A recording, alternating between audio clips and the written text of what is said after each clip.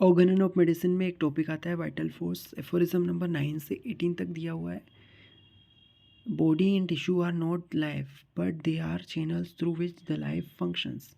The existence and beginning of life is a puzzle of a biological to the biological science. We cannot observe life as a substantial entity but only understand its manifestation in the form of living being. We can distinguish the living from the non-living on the basis of their sensation and function. Healthy living body is not just a collection of organ and tissue, but in this condition they are living in harmony and cooperation with each other. On contrary, the dead body cannot maintain the same harmonious state. Though the heart is present, the heart is present, the dead body cannot pump the blood, the lung cannot breathe the air, and the stomach cannot digest. तो यहाँ पे इस paragraph में ये बताया है कि biological science के लिए एक पजल की तरह है existence of life.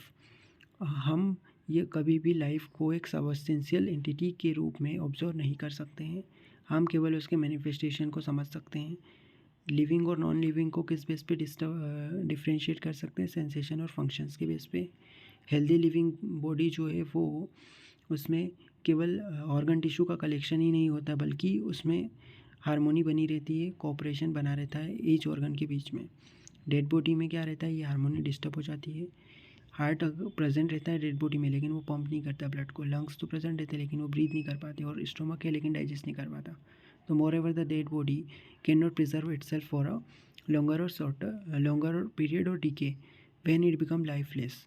It is very clear to any logical and analytical mind that an imperceptible force is responsible for harmonious function of the body. कोई ना कोई imperceptible force है जो कि इस हारमोनी को बनाए हुए है लाइफ में।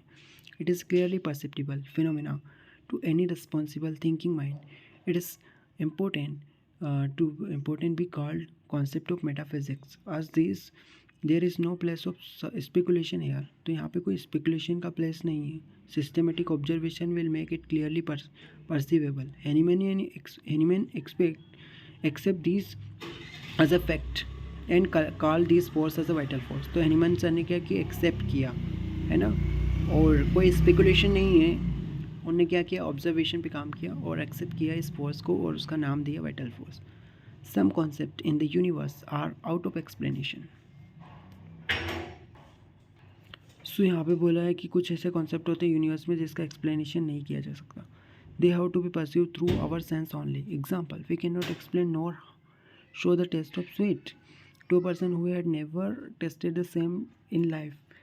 ही has to test a sweet in order to understand it fully. अगर किसी ऐसे पर्सन को जिसने कभी स्वीट का टेस्ट नहीं किया है उसको हम समझा नहीं सकते कि स्वीट कैसा टेस्ट होता है जब तक वो टेस्ट ना करे स्वीट को।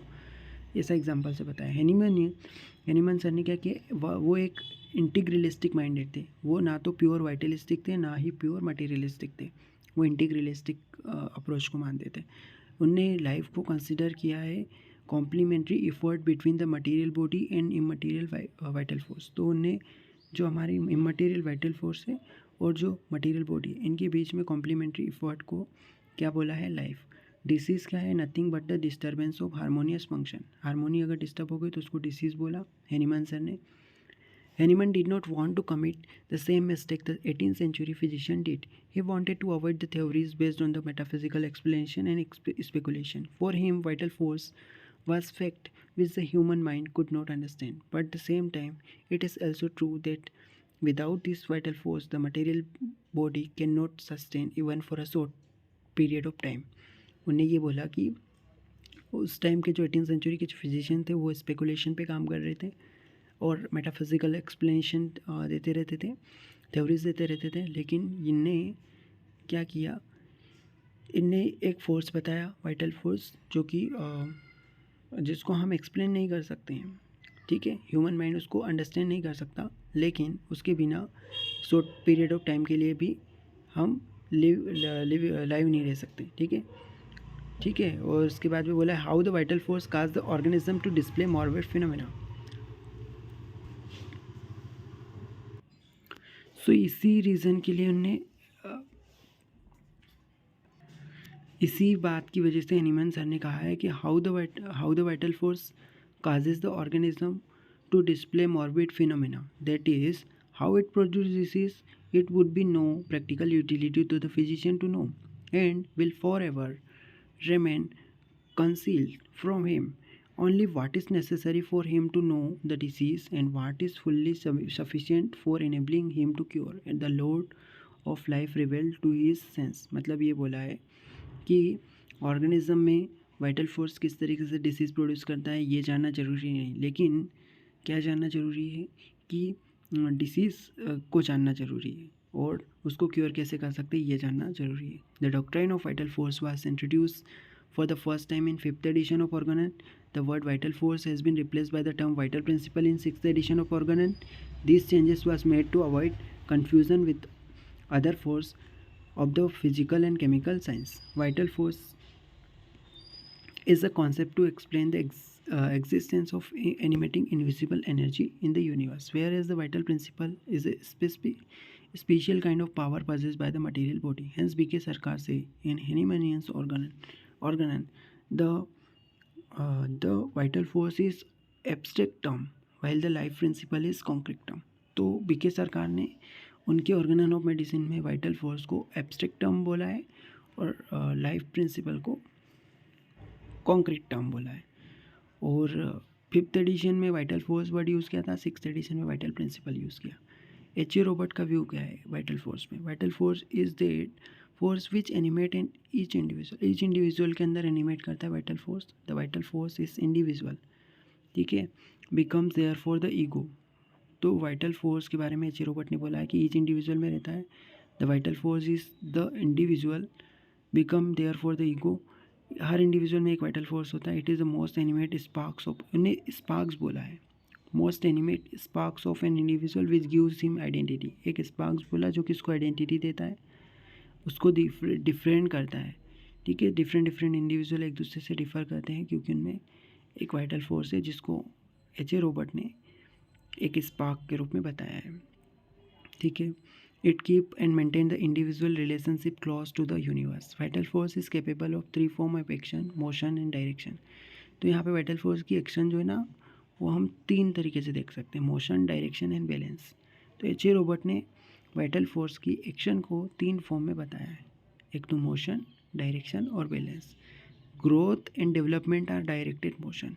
जो हमारा ग्रोथ होती है, डेवलपमेंट होती है, एक डायरेक्शन में होता है. And the degree of their perfection find to manifestation of balance. इनके बीच में एक बैलेंस बना रहता है.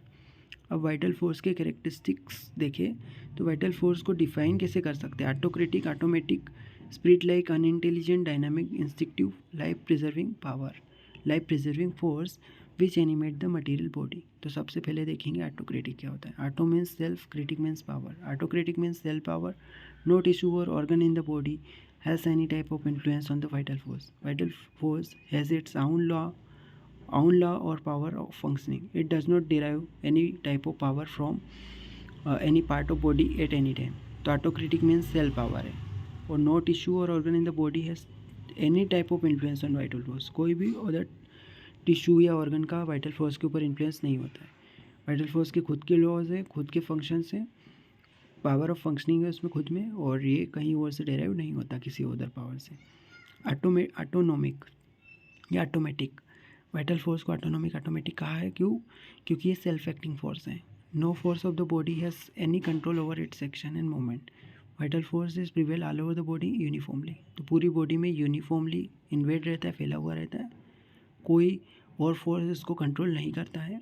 At every moment and every stimulus it moves the body accordingly. तो हर मोमेंट में या हर स्टिमुलस के लिए मूव करता है स्टिमुलाई के अकॉर्डिंग. तो ये सेल्फ एक्टिंग फोर्स है. Autonomic, automatic. Spirit like force बोला है. वाइटल फोर्स जो है उसका no shape, no volume, no mass. कोई शेप नहीं है, कोई वॉल्यूम नहीं, कोई मास नहीं है, इसको देखा नहीं जा सकता. इसके फंक्शन जो है उसको ऑब्जर्व किया जा सकता है. ये मटेरियल इनविजिबल वाइटल फोर्स होता है और मटेरियल फिजिकल बॉडी के अंदर रहता है. एनाटॉमिकल बॉडी एक इंस्ट्रूमेंट है जिसके अंदर एक वाइटल फोर्स रहता है. इसको अनइंटेलिजेंट बोला है क्योंकि जो इंटेलेक्ट का मतलब होता है पावर टू रीज़न. कोई भी रीज़न होता है इंटेलेक्ट का मतलब. तो यहाँ पे दो the vital force is a power to control the physical body in healthy condition. Healthy condition में तो ये कंट्रोल करता है फिजिकल बॉडी को, बट इसमें रीज़न नहीं है.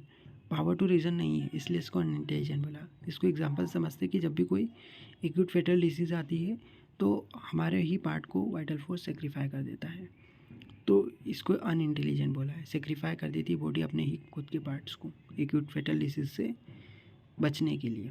तो क्रॉनिक डिसीज में हनीमन सर ने कहा है, it is undeniable that our vital force without an assistance of active remedies of human art can not overcome slight acute disease. बिना रेमेडीज़ के, एक्टिव रेमेडीज़ के हमारा वाइटल फोर्स खुद से ठीक नहीं कर सकता है, रिस्टोर नहीं कर पाएगा वो, क्योंकि अगर वो खुद से रिस्टोर करेगा तो सेक्रीफाई कर देगा हमारे वाइटल फ्लूइड्स को, ठीक है, हमारी बॉडी के पार्ट्स को सेक्रीफाई कर देगा, जिससे कि क्राइसिस डेवलप हो जाएगा।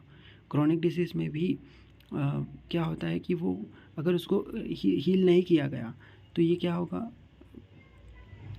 सेक्रीफाई होता रहेगा और रीजनरेशन टू जनरेशन जाएगा, ठीक है। जैसे पोलियोमाइलाइटिस में पेशेंट की क्या हो जाता है, उसको लिम्स जो है वो लॉस हो जाएंगे, लेग्स को सेक्रीफाई कर देगा। अगला पॉइंट है dynamic. The law of dynamic is unknown to human beings.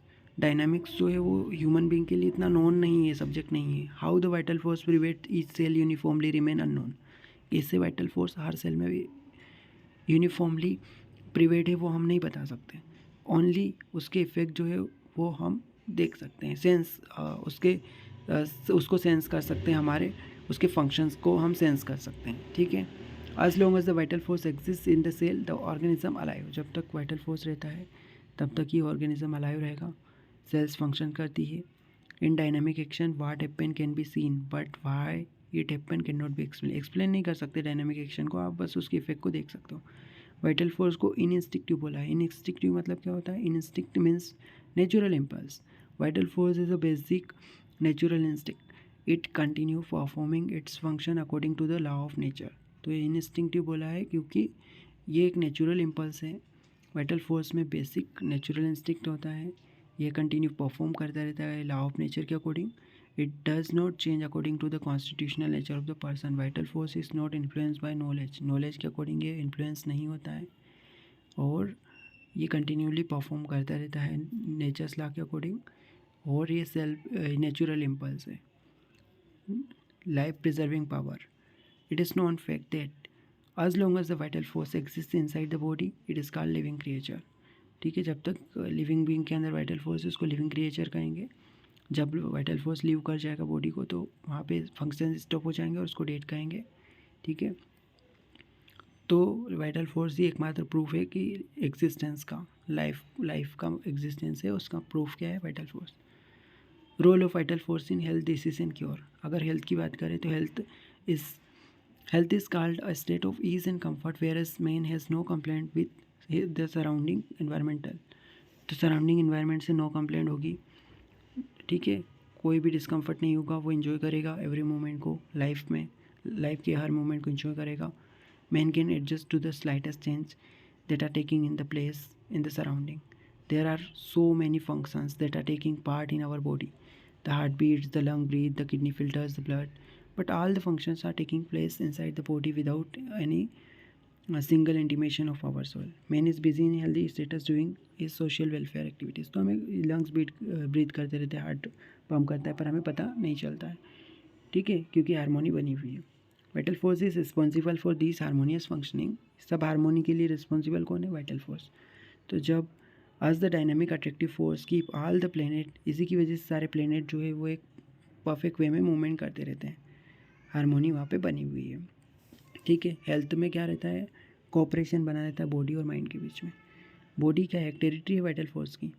It protect the body from any morphic force so that man can use his power for welfare and society.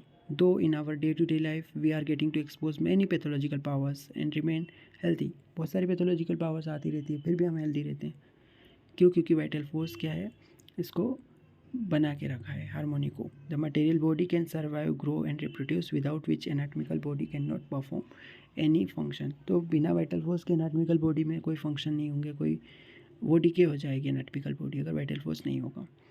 तो अगर इसको perfect health कहते हैं, ठीक है, उसको laboratory में explain नहीं कर सकते हैं। तो vital force is never resisting preserving preservative force, vital force को प्रिजर्वेटिव फोर्स कहा है हैनीमन सर ने क्रॉनिक डिसीज़ में। वाइटल फोर्स इन डिसीज़ में क्या हो जाता है, लगातार फाइट करते करते डिसीज़ पावर से फाइट करते करते एक टाइम ऐसा आता है कि वहाँ पे प्रोलॉन्ग एक्सपोजर हो चुका है। तो क्योंकि वो पावर मियाज़मेटिक पावर थी तो उससे वाइटल फोर्स डीरेंज हो जाता है और डीरेंजमेंट ऑफ वाइटल फोर्स को डिसीज़ कहते हैं। यहाँ पे जो ऑर्गन और बॉडी के जो सिस्टम है उनके बीच में कॉर्पोरेशन जो है वो डिस्टर्ब हो चुका है। तो इसकी वजह से हार्मोनी जो है डिस्टर्ब हो चुकी है, सेंसेशन फंक्शन डिस्टर्ब हो चुके हैं, एबनॉर्मल सेंसेशन एबनॉर्मल फंक्शन आ चुके हैं, तो इसको डिसीज़ कहेंगे, डीअरेंजमेंट ऑफ वाइटल फोर्स। ठीक है, तो फिजिशियन का मिशन क्या होना चाहिए कि आइडेंटिफाई कर सकें सिम्टम्स के बेस पे कि वाइटल फोर्स में क्या डीरेंज आया है ना, और टोटलिटी ऑफ सिम्टम्स लेके डिसीज़ की पिक्चर बनाना है। टोटलिटी ऑफ सिम्टम्स को लेते हुए उसको मेंटेन करना पड़ेगा। ठीक है, डिरेंजमेंट ऑफ वाइटल फोर्स को बाय डायनामिक फोर्स, मतलब डायनामिक फोर्स का डिरेंजमेंट को ही क्या कहते, डायनामिक फोर्स यानी मियाज़म के द्वारा वाइटल फोर्स के डिरेंजमेंट को डिसीज़ कहते हैं। Vital force and cure, vital force has tendency to fight against the morbific force. Disease condition में क्या हो जाता है, वहाँ पे मियाज़मेटिक फोर्स आ जाते हैं। ठीक है, बट जो क्योर होगा उसमें मियाज़मेटिक फोर्स को रिमूव कर दिया जाएगा मेडिसिन के द्वारा। तो vital force has a tendency to fight against any morbific force in the disease condition. The vital force tries to fight with miasmatic force and free the organism from inimical acts.